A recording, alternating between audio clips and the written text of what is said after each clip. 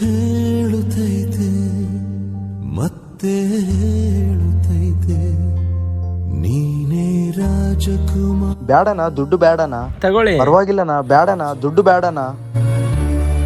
ಒಮ್ಮೆ ಹೇಳುತ್ತೈತೆ ಮತ್ತೆ ಅಣ್ಣ ಏನಾದ್ರೂ ಇದ್ರೆ ಕೊಡಿ ಅಣ್ಣ.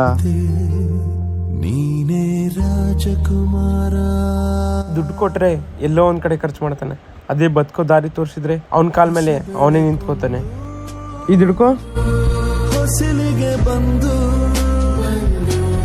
ಬೆಳಗಿದೆ ಮನೆಯ ತಗೋ. ನೀನೇ ರಾಜಕುಮಾರ.